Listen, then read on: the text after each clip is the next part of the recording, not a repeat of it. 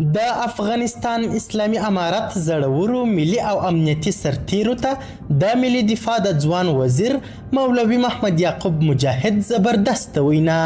د ملي دفاع ځوان وزیر وینا تر پایه وګورئ.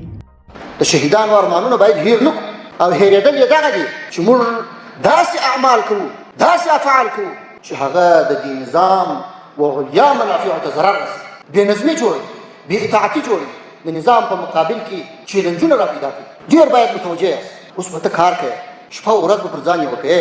هر یو به د خپل مسؤلیت په چوکاټ کې پل پوره کوشش کوي چې زه د خپل مسؤلیت په چوکاټ کې په حدودو کې څنګه کولی شم چې نظام ته ګټه ورسوم او د افغانستان ته ګټه ورسوم. بیا هغه دربدرۍ او ناخوالې بېرته زما د اعمالو او افعالو په وجه راونه ګرځي او غفلت ونه کړم.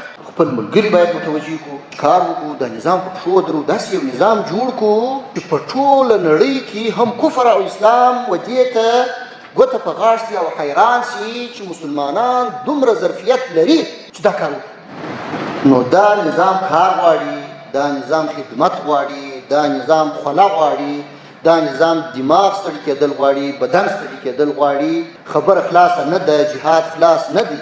دغه جهاد دی، دغه خدمت دی، دا به کوو، دا به تر هغه وخته کوو چې دا فرض مو د غاړې څخه دغه کړي. واعدوا لهم ما استطعتم من قوه، قوت برابر. قوت دغه دی، دی ډرون جوړوي، ته باید ډرون جوړ کړي. دا پر تا باندې فرض ده چې ته به ډرون جوړوې. دی تیاره جوړولی شي، دا پر تا فرض ده چې ته به تیاره جوړوې. دغه در باندې فرض ده، دا جهاد دی. دی مرمۍ جوړوي، دی د اسلحې د جنګ مکمل اسباب لري، خپله یې جوړوي، خپله یې تولیدوي. دا پر تا باندې فرض ده چې ته به همدا کوې. د دې مسلمانانو د ساتنې دپاره، د اسلام د حریم او سرحداتو د ساتنې دپاره، د خپل نظام د ساتنې دپاره. خو نن مسلمانانو سره هغه فکر نشته.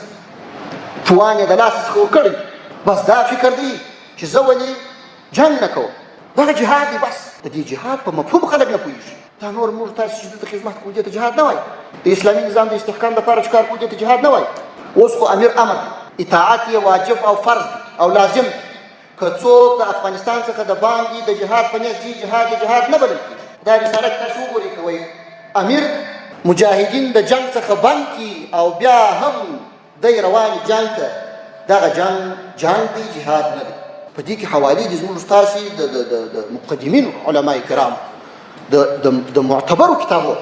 نو غوښتنه مو دا ده، تقاضا مو دا ده، خواهش مو دا دی چې هم خپله هم خپل ملګري په جهاد پوه کړي، د جهاد په مقصد یې پوه کړي، د دې نظام په اهمیت یې پوه کړي، په دې نظام کې د خدمت کولو په اجر او ثواب یې پوه کړي. جهاد ور وښیاست د الله په خاطر و دې نظام ته د خپلو خواهشاتو په وجه باید ستونزې او مشکلات جوړ نه کړو. نو الله تعالی دې موږ او تاسو ټولو ته ښه درک را نصیب کړي.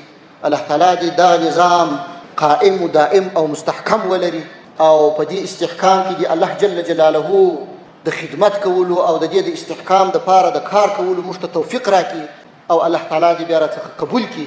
الله تعالی دې موږ تاسو ټولو ته خپله رضا را نصیب کړي او په دین او په شریعت او په اسلام باندې ښه پوهاوی را نصیب کړي. والسلام علیکم ورحمة الله وبرکاته.